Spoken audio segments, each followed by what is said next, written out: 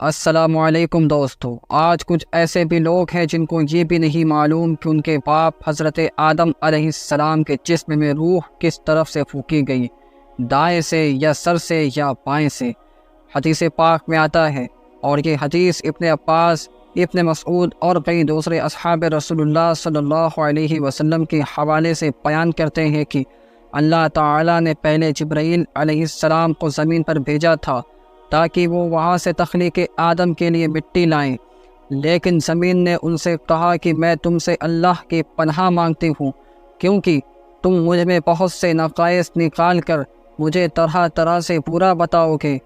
زمین سے یہ باتیں سن کر جبرائیل علیہ السلام یہاں سے واپس چلے گئے اور اللہ تعالیٰ کے حضور وہ سب باتیں عرض کرتی جو زمین نے ان سے کہی تھی۔ اللہ تعالیٰ نے فرمایا کہ زمین نے تمہاری طرف سے اذیت محسوس کی ہوگی جو ایسی باتیں کہی۔ اس کے بعد اللہ تعالیٰ نے زمین سے مٹی لینے کے لیے میکائیل علیہ السلام کو بھیجا، تو وہ بھی زمین سے وہی باتیں سن کر یہاں سے واپس چلے گئے۔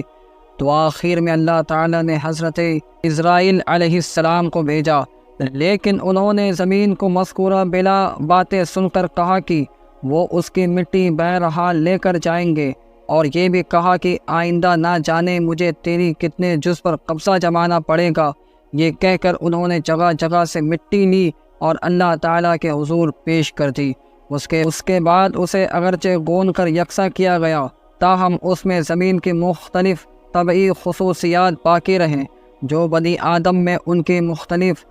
رنگوں ہونے کے علاوہ آج بھی پائی جاتی ہیں۔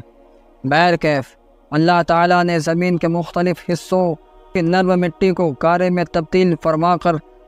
اس سے حضرت آدم علیہ السلام کا پتلا خود اپنے دست قدرت سے بنایا، اور فرشتوں سے فرمایا میں نے آدم کو مٹی سے تخلیق کیا ہے۔ پھر جب اللہ تعالیٰ نے حضرت آدم علیہ السلام کے اس پتلے میں اپنی روح پھونکی تو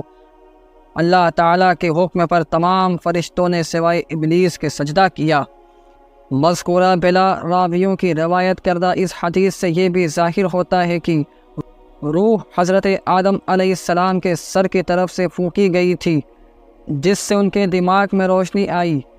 جب وہ ان کی آنکھوں تک پہنچی تو انہیں بصارت حاصل ہوئی اور وہ جنت کے مختلف چیزیں دیکھنے لگے۔ پھر جب روح ان کے شکم تک پہنچی تو انہیں کھانے پینے کی خواہش ہوئی۔ اس کے بعد جب روح بتدریج ان کے گھٹنوں تک پہنچی تو وہ چلنے پھرنے کے قابل ہوئے۔ تو معلوم ہوا کہ حضرت آدم علیہ السلام کے جسم میں روح سر سے ان کے گھٹنوں تک پہنچی، اور جب سر پر پہنچی ان کے دماغ میں روشنی آئی، اور جب یہ روح ان کے آنکھ تک پہنچی تو ان کو دیکھنے بصارت حاصل ہوئی، اور جب روح ان کے گھٹنوں تک پہنچی تو وہ چلنے کے قابل ہو گئے۔